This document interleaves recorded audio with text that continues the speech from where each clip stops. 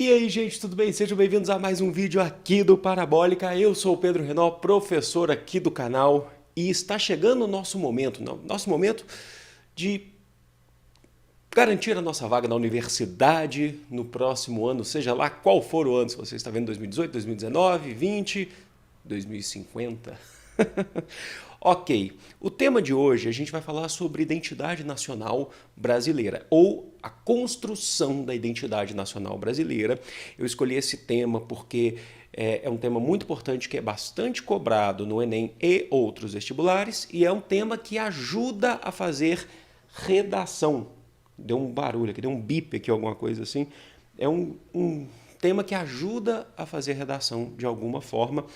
Basicamente, eu falo isso para vocês aí com propriedade, né, com experiência como professor aí de preparatórios. Esse tema é muito abordado mesmo, a gente precisa saber. E sabe, se de repente cai um tema lá de redação falando sobre alguma forma de diversidade cultural, alguma construção do que é ser brasileiro, estamos aí, né? Estamos falando sobre isso. Vai cair sobre quilombolas, sobre indígenas, isso pode te ajudar de certa forma. Estou deixando na descrição, tá, para vocês o meu plano de aula, né? Essa aula que eu preparei, eu fiz um PDFzinho assim básico, mas ele ajuda muito, que vai ser um resuminho, na verdade, do que a gente for falar aqui. Então eu aconselho vocês que baixem esse pequeno PDF aí para a gente se ajudar, ok? Eu vou tomar minha água aqui, que vocês percebem que a minha voz já está, né? Eu não vou, né, evitar fazer cortes nesse vídeo para ficar mais um bate-papo entre a gente aqui, certo? Vamos lá, gente. Primeiro, vamos entender o que é identidade nacional. Identidade nacional são conjuntos de fatores, basicamente sentimentos que unem as pessoas num projeto de nação. Um conjunto de sentimentos que faz com que todas as pessoas de um determinado local se sintam fazendo parte de um mesmo Estado-nação. Isso, opa, ó, o celular aqui apitando aqui, não tem importância, deixa eu colocar ele aqui, deixa eu mutar o meu celular, né? Então isso seria a identidade nacional. Todo país que se preze, todo Estado nacional tem que ter uma identidade nacional, porque senão não é Estado-nação, porque senão não é país, certo? E lembrando que um Estado nacional, o que é um Estado nacional? Estado seria um governo que representa a sua nação de alguma forma, seja uma república ou uma monarquia. E a nação é um conjunto de pessoas ligados a traços étnicos ou culturais, né, que tem essa identidade nacional. Lembrando que podem ser traços étnicos ou culturais, ou um ou outro, ou os dois, certo? Mas vamos entender como que o Brasil vai criar a sua identidade nacional. Isso aí não é algo muito rápido de se fazer, não é algo simples de se fazer. Países, por exemplo, estados nacionais que são bem mais antigos do que o Brasil. O Brasil é de 1822, né, a partir da independência, que nasceu o que a gente conhece hoje como Brasil, mas estados nacionais bem mais antigos, como a Espanha, por exemplo. A Espanha ainda tem suas dificuldades de formar sua identidade nacional. O que dizer do País Basco? O que dizer, por exemplo, da Catalunha, né? Então, o Brasil, esse projeto brasileiro começa com Dom Pedro I, quando o Brasil se torna independente de Portugal. Antes do Brasil ser independente de Portugal, ali no 7 de setembro de 1822, a gente tinha várias colônias. O Brasil era uma colônia, na verdade, com várias capitanias, né? As capitanias hereditárias. Cada região sabia mais ou menos o que seria o Brasil, mas não se tinha identificação. Por exemplo, vale lembrar os paulistas, né, os bandeirantes paulistas, que diziam que a nacionalidade deles era São Paulo. O pessoal de Pernambuco também não tinha identificação com o pessoal de São Paulo. E dificilmente se tinha uma identificação com os portugueses, por exemplo, né? Então, quando Dom Pedro ele vai fazer a independência em 1822, ele precisa tentar conciliar essas capitanias para aderirem ao projeto, né, ao projeto de nação que ele está propondo, né, que ele está tentando construir. É por isso que ele tenta viajar pelo Brasil, para conversar com os líderes locais das capitanias brasileiras, das províncias brasileiras, para tentar ver quem adere ao movimento da independência do Brasil. E nem todo mundo aderiu. Na verdade, a maioria não aderiu a esse movimento logo de cara. Isso aí veio sendo depois. E teve muito a mão autoritária do Dom Pedro I para que todos aderissem. É por isso que ele viaja. Inclusive, é por isso que quando ele recebe a carta de sua esposa, né, a dona Leopoldina, que ele está ali passando por as margens do Ipiranga, hoje em São Paulo, ele estava vindo de Santos, ele estava fazendo essa viagem de tentar trazer as províncias brasileiras, as capitanias, os políticos, as câmaras municipais para construir esse projeto de nação. Em 1822, então, nasce o Brasil, mas ainda é um Brasil onde oficialmente é o Brasil pelas mãos de Dom Pedro I, mas as províncias, né, que agora de capitanias a gente passa a chamar de províncias, elas ainda não entendem isso e elas não querem isso. E o que piora muito a situação é que o Dom Pedro I ele vai lá e outorga a Constituição de 1824 e ele estabelece lá o poder moderador. Ele é o imperador e o seu poder, que é o quarto poder, está acima de todos os outros. Isso faz com que vários locais no Brasil, principalmente norte e nordeste brasileiro, se revoltem contra Dom Pedro, porque eles já são meio que esquecidos pelo governo central, lembrando que a capital era o Rio de Janeiro, e ainda mais agora, com um cara que é extremamente autoritário e centralizador. Então vale lembrar que essa proposta de tentativa de construção da identidade nacional não deu muito certo não, sabe? O Dom Pedro I ele massacrou povos que fossem contrários, né, a esse tipo de poder dele. Então vale lembrar em 1824 o plano que a gente tem, por exemplo, da Confederação do Equador. Algumas províncias do Nordeste, encabeçadas por Pernambuco, questionavam esse poder autoritário e buscavam a separação, não queriam. O Dom Pedro I não tinha um exército formado, ele contratou mercenários estrangeiros para poder, de fato, reprimir o movimento. Nesse período também, a Cisplatina, que é o atual Uruguai, se separou do Brasil, tinha sido conquistada por Dom João, mas eles nem português falavam, eles não se sentiam fazendo parte do território brasileiro, eles não se sentiam fazendo parte do que é ser brasileiro. Então, Dom Pedro I, ele tentou, mas não foi ali que a gente ainda vai ter esse sentimento do que é ser brasileiro. Só que em 1831 a 1840, o Brasil vive aquele período confuso, que é o período regencial, sabe? Que a gente está entre Dom Pedro I, Dom Pedro II, Dom Pedro I vaza para Portugal e Dom Pedro II não pode governar porque ele é novo, né? Então ele está sendo lá cuidado pela elite, pelo José Bonifácio, por aí vai. Nesse período, ainda mais sem um rei centralizador, as províncias brasileiras começam a pipocar de revoltas, querendo fugir. Falam assim, eu não vou aproveitar que não tem rei centralizando, vamos separar do Brasil de uma vez. Então a gente vai ter ali a cabanagem no Pará, Balaiada no Maranhão, a Farroupilha no Sul, revolta dos Malês e a Sabinada na Bahia. Revoltas aí que estão criticando, né, essa formação de Brasil, por que eu tenho que ser brasileiro do jeito que vocês estão falando? E é em 1838 que o período regencial vai criar, olha só, isso é muito importante, o IHGB. O que é isso? É a instituição mais antiga de fomento à pesquisa no Brasil. O que significa IHGB? Instituto Histórico Geográfico Brasileiro. Vai ser um instituto que vai tentar construir uma história brasileira onde todos vão sentir fazendo parte dela, certo? É daí que vai começar a vir aquela ideia de que Dom Pedro foi um grande herói ao proclamar a independência do Brasil. Então a gente vai tentar contar uma história que seja comum a todos, para que todos no Brasil se sintam fazendo parte desse projeto de nação. O IHGB existe até hoje, como eu falei para vocês, é a instituição de fomento à pesquisa mais antigo do Brasil. Só que a gente vai ter o governo do Dom Pedro II, a partir de 1840 e vai até 1889. É no governo de Dom Pedro II que o IHGB vai ser colocado em prática mesmo, tá? Então é nesse governo, deixa eu tomar minha água aqui que eu já estou ficando sem voz de novo. Pera aí, gente, ó. Então é nesse governo do Dom Pedro II que o IHGB vai ser colocado em prática mesmo.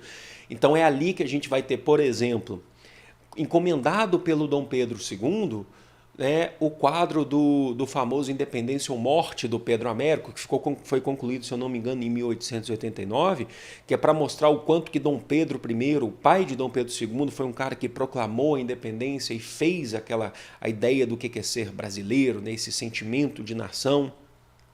O Dom Pedro II tentou, de qualquer forma, também tentar conciliar os conflitos que nós tínhamos entre liberais e conservadores, através do Partido Liberal Progressista e o Partido Conservador, que era o regressista. O Dom Pedro II ele tentou conciliar aqueles que eram a favor da abolição da escravidão com aqueles que ainda não queriam a abolição da escravidão, essa elite, né, essa aristocracia rural. Então ele tentou conciliar de todas as formas. Entre um dos motivos existe uma justificativa econômica, existe uma justificativa política, mas também é uma ideia de tentar criar isso que eu falei para vocês do que é ser nação, né? Deixa eu pegar aqui para ver se eu não esqueci alguma coisa sobre o Dom, como eu falei para vocês, hoje está sendo bem espontânea a aula, né? Primeiro reinado. Deixa eu falar aqui para vocês se eu tô deixando. É uma coisa muito importante, é que é dentro do governo do Dom Pedro II, para falar dessa ideia da construção, que ela tem um grande avanço por conta da pesquisa do IHGB, é dentro do governo do Dom Pedro II que a gente vai ter aí o crescimento, o surgimento do movimento literário, que é o romantismo no Brasil. Então, vale muito destacar a obra do José de Alencar, né, quando ele vai falar lá do Guarani, Iracema, a ideia da construção de tentar mostrar, pacificar os índios brasileiros, né, para tentar falar assim, eles também são brasileiros, olha o projeto de nação, aí vem aquela ideia do bom selvagem, né, isso é uma influência inclusive que vem do iluminismo de Rousseau, quando dizia que o ser humano em sua forma, né, em sua sociedade selvagem, ele não era mau, ele era bom. Então uma tentativa, uma influência de tentar falar, olha, os índios eles não são ruins, eles são bons, né? Então é a ideia do bom selvagem, eles tentam transformar o índio em um sujeito civilizado para o ponto de vista deles, né? De um ponto de vista civilizado, talvez seja exagero, exagero não, civilizado talvez seja errado falar. A gente tem que falar europeizado, né? Que para eles o conceito de civilização era a Europa. Então eles tentam transformar isso muito através da literatura. Só que, deixa eu ver meu tempo aqui, o segundo reinado acabou e com ele vai também o Império Brasileiro, que acaba. Entra a República Brasileira, através da proclamação da República no 15 de novembro de 1889, por Marechal Deodoro da Fonseca, que vai ser o primeiro presidente do Brasil, seguido depois pelo Floriano Peixoto, certo? O que é importante destacar? O Brasil ainda, agora ele é uma república, não é mais um império, mas ainda tem esse projeto de fazer com que todos se sintam brasileiros, né? O sujeito, às vezes, lá no norte fala, eu não sou brasileiro que nem o pessoal daí do sudeste, do nordeste acho também não, o rio-grandense também não, o paranaense também não. Então vamos tentar mostrar o que é república, fazer todos se unirem através da república. Então vamos pegar a imagem, por exemplo, de Tiradentes, o Joaquim José da Silva Xavier, e dizer que Tiradentes, né, o Joaquim José da Silva Xavier, lutou para que a gente fosse uma república. Só que aí você esconde alguns fatos, porque a Inconfidência Mineira de 1789, o movimento a qual o Tiradentes fazia parte, queria a independência de Minas Gerais e não do Brasil. Era uma discordância que se tinha, mas no geral era em Minas Gerais essa independência. Mas por que não dizer que o Joaquim José, um homem que morreu enforcado e foi esquartejado pela coroa portuguesa, ele não era esse cara que tentou lutar pela república que a gente vive hoje.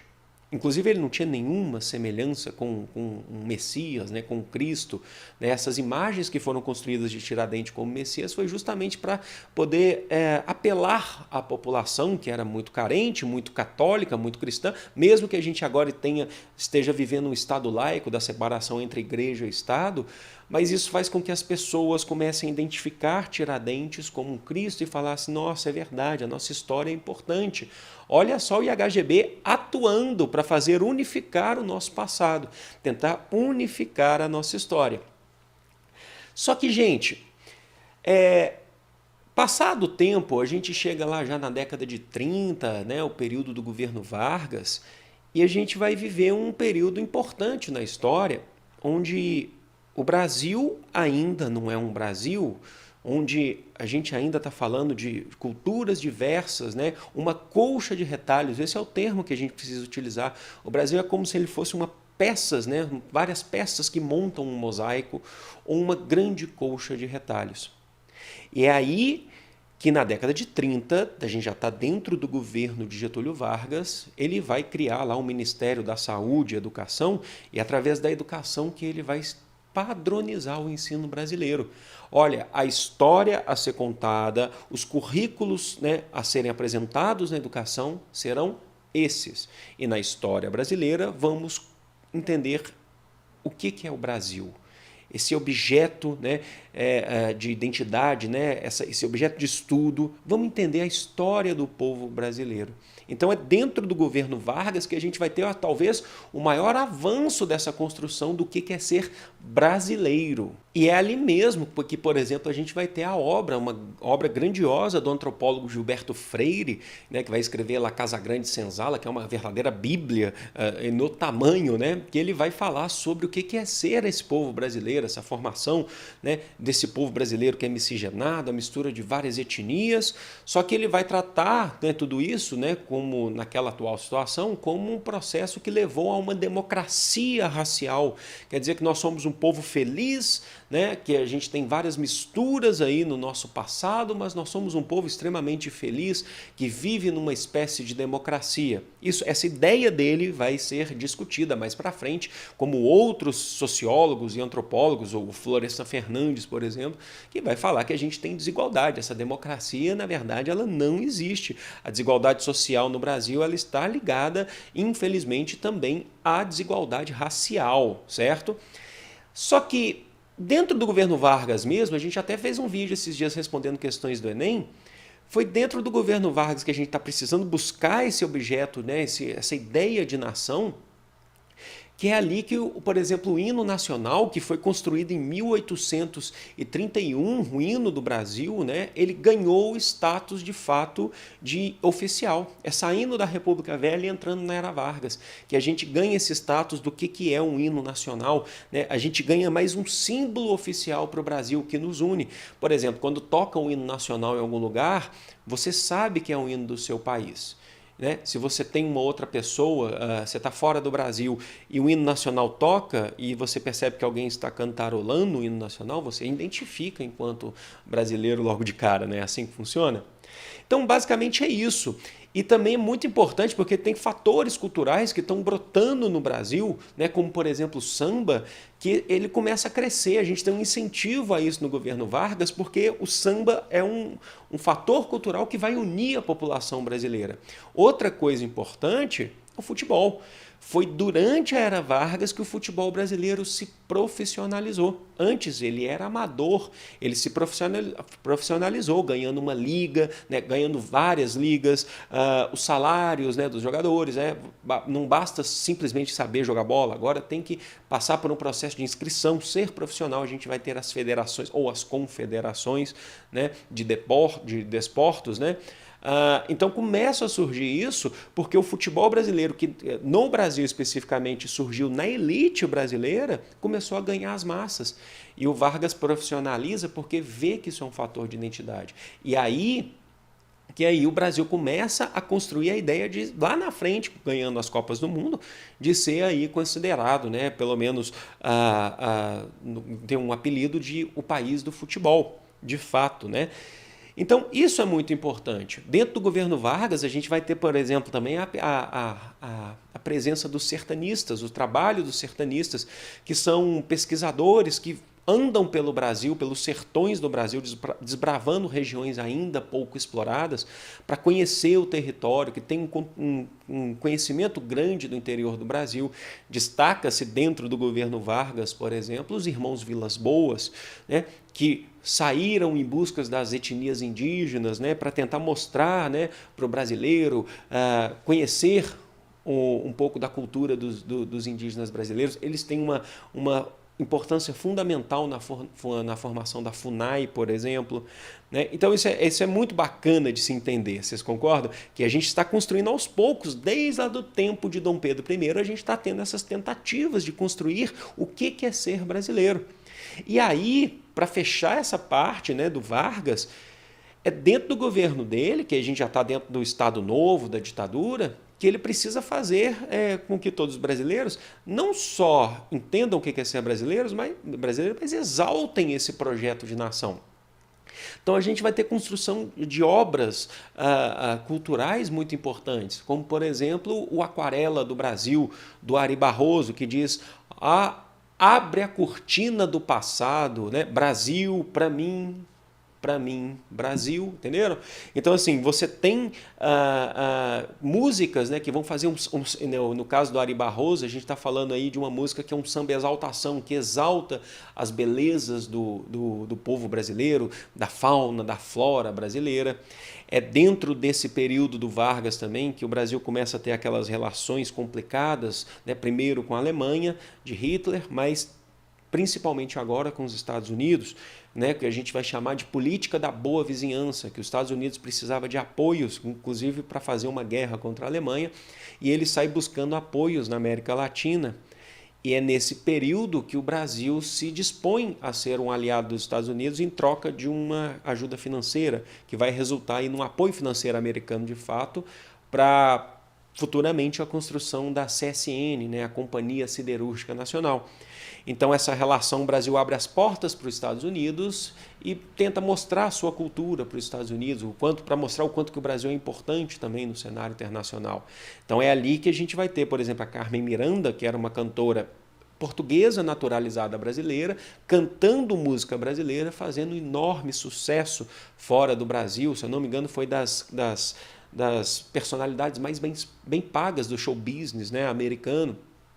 É ali que a gente ganha, por exemplo, o Zé Carioca, o personagem de Walt Disney, né, o famoso Walt Disney, né, que é a típica imagem do malandro brasileiro, né, para mostrar o quanto que a gente é malandro, o quanto que a gente sabe lidar com as situações.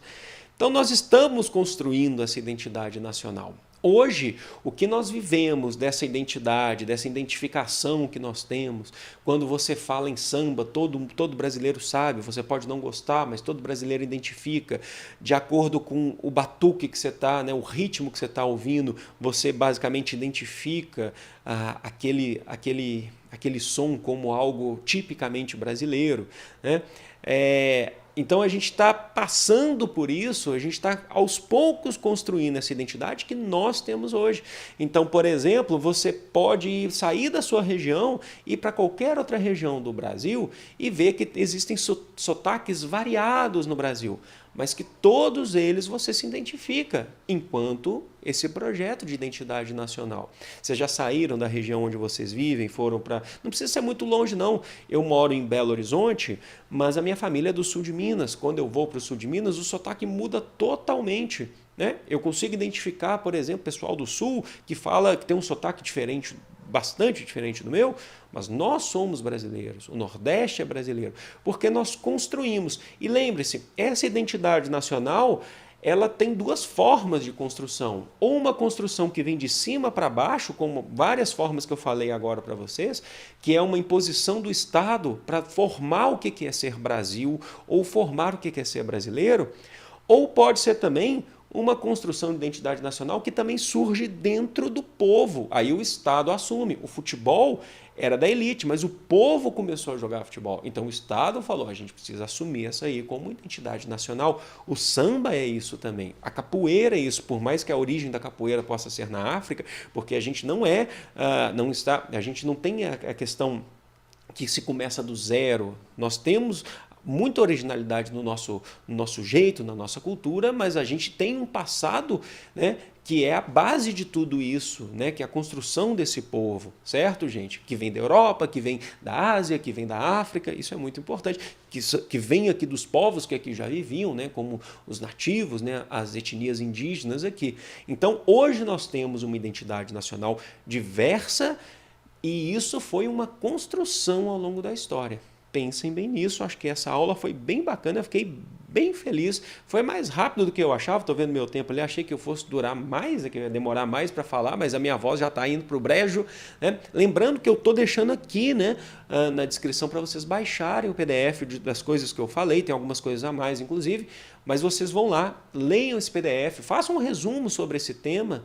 Quem sabe falar isso, tem gente que quer esboçar algum possível tema de redação, quer usar algum argumento do que a gente falou, acho muito legal, certo? Eu vou ficando por aqui, foi um enorme prazer, ó, será que a gente não vai ter corte nisso aí? Grande beijo, gente, ó, fui!